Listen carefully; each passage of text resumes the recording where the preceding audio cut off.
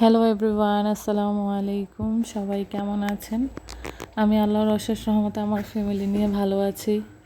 কাছে কিংবা দূরে, দেশে কিংবা দেশের বাইরে থেকে যে যেখান থেকে আমার ভিডিওটা দেখছেন সবার জন্য দোয়া ও ভালোবাসা।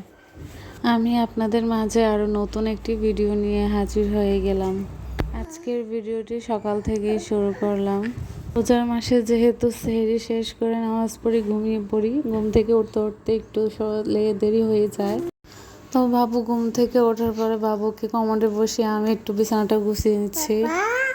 আসলে বাসায় টুকিটাকি অনেক কাজই থাকে, তবে আপনাদের মাঝে তেমন ভিডিও করে রাখতে পারি না, শেয়ার করতে পারি না, কারণ বাবুকে নিয়ে ভিডিও করতে একটু ঝামেলা হয়ে যায়। আসলে ভিডিও তো চেষ্টা করলে করে নেওয়াই যায়, তবে ভয়েস দেওয়াটা একটু বেশি কষ্টসাধ্য হয়ে পড়ে। যেমন এই যে এখন বাবুকে নিয়ে ভয়েস দিতে হচ্ছে। এই তো মাত্র রোজা শুরু হয়েছিল, এর মধ্যেই কতগুলো রোজা শেষ হয়ে গেল। আজ 17তম রোজা। আসলে ভালো দিনগুলো, ভালো সময়গুলো কত না তাড়াতাড়ি কেটে যায়।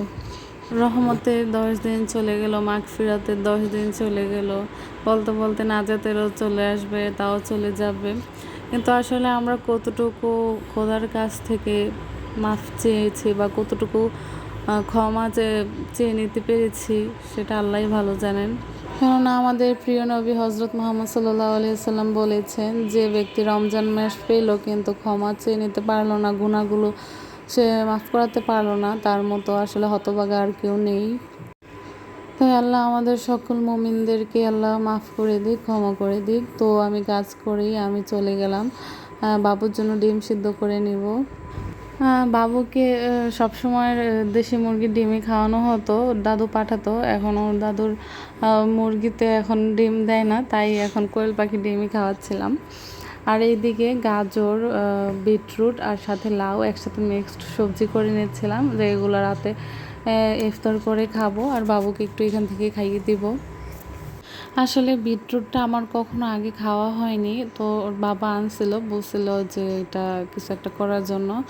তো আমার মা বললো যে এটা নাকি কাঁচা খেতেও ভালো, গাজরের মতোই লাগে কিছুটা, কিন্তু খেতে গিয়ে দেখলাম যে আসলে খাওয়া সম্ভব না, তাই এটা সবজি করে নিচ্ছিলাম।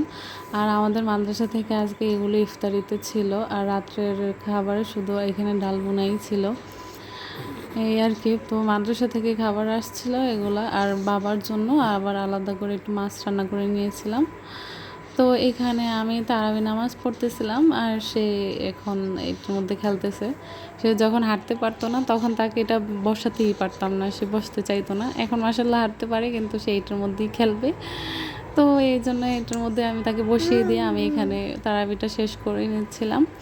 তো আবার আপনাদের মাঝে হাজির হয়ে যাব, ততক্ষণে ভালো থাকবেন। আল্লাহ হাফেজ।